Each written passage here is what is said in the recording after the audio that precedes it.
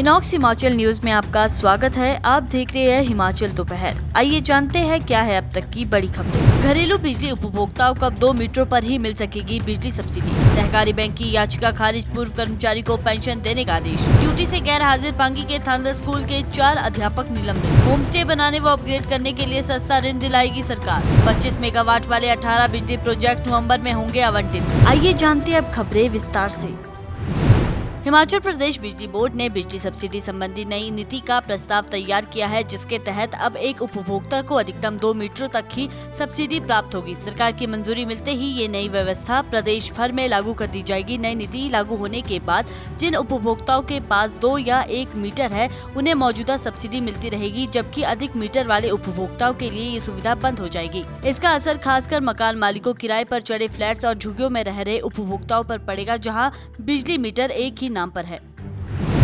Himachal Pradesh high court ने राज्य सहकारी बैंक की ओर से 11 साल की देरी से दाखिल की गई याचिका को खारिज करते हुए पूर्व कर्मचारी को पेंशन योजना का लाभ देने का आदेश दिया है। बैंक को निर्देश दिया गया है कि 4 सप्ताह के भीतर आवश्यक प्रक्रिया पूरी कर पूर्व कर्मचारी को कर्मचारी अंशदायी पेंशन योजना 2003 के तहत लाभ दिया जाए।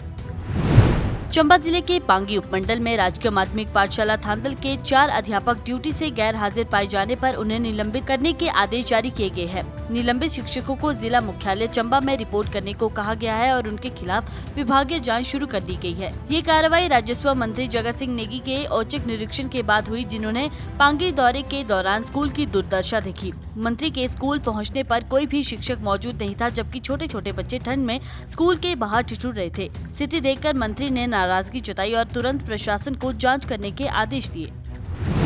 हिमाचल प्रदेश सरकार ने स्थानीय युवाओं को रोजगार के अवसर प्रदान करने और ग्रामीण अर्थव्यवस्था को सशक्त बनाने की दिशा में महत्वपूर्ण कदम उठाते हुए मुख्यमंत्री पर्यटन स्टार्टअप योजना के तहत होम स्टे के लिए ब्याज सब्सिडी योजना लागू की है। इस योजना के तहत नया होम स्टे बनाने या पुराने को अपग्रेड करने वालों के लिए ऋण पर 3 से 5% तक ब्याज में सब्सिडी प्रदान की जाएगी। इस योजना का लाभ केवल 18 वर्ष से अधिक आयु के बोनाफाइड हिमाचली नागरिकों को ही मिलेगा।